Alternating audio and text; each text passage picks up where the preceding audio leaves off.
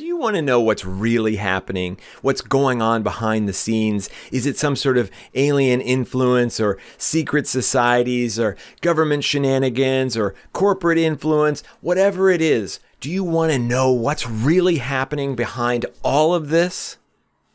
Well, then that's what we'll talk about in this video.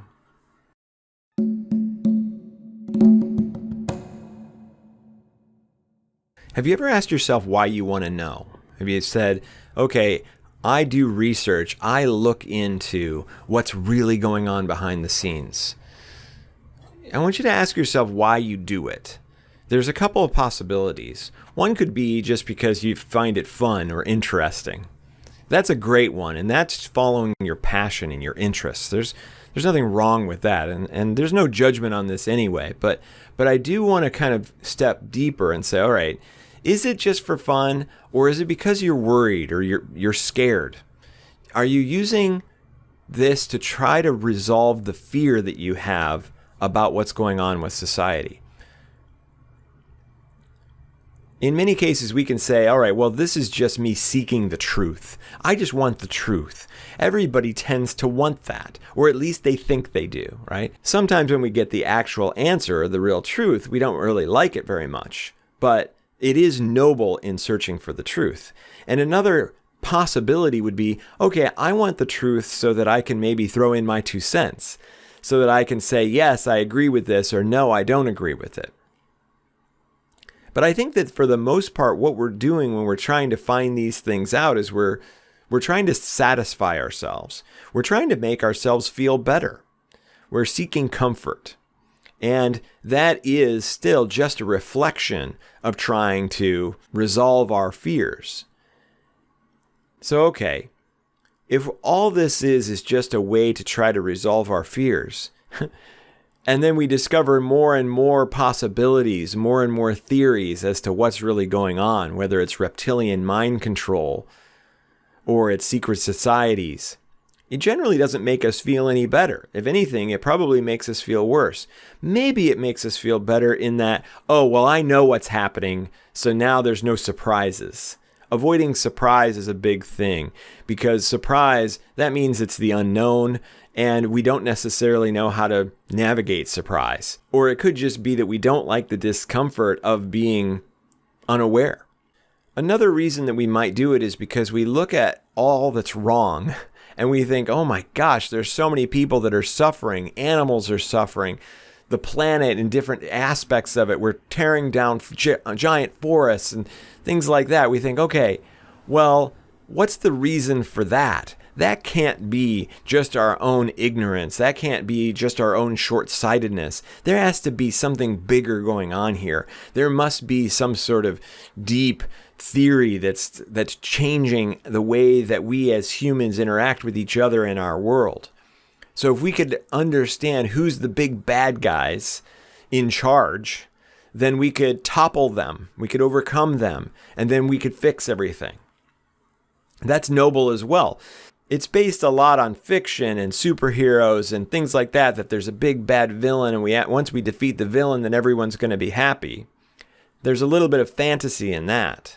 But couldn't it be that what we're experiencing is just a manifestation of our limitations? We have a system in place right now that is based on selfishness. It's based on scarcity. Our whole monetary system, our trade system, free trade, is based on not having enough. And so that continues to fuel the fear. And fear causes us to do all kinds of terrible things. We could take a look at the destruction of the forests in Brazil, and we could say, all right, well, that's because the world wants paper. That's because the world wants toilet paper, and there are so many paper products, and there's a lot of people, and they're asking for a lot of it. And so in order to provide them that, we have to destroy all the trees. You could look at it that way, but that's not really what's happening. What's happening is everybody wants those things, sure. But if somebody else comes along and says, I can feed my family by destroying giant swaths of forests, then I might as well do that, because otherwise, how am I going to feed my family? So it's based on this scarcity system that everybody's working really hard to try to make sure that they survive. So isn't it possible that this is a natural result of the way that we are just trying to get by, and that our system encourages selfishness and destruction just because that's the way that you survive? If I feed millions of people who are hungry, what's in it for me? It's a system that begets selfishness. But sure, there still could be all kinds of horrible scheming and plots at higher levels.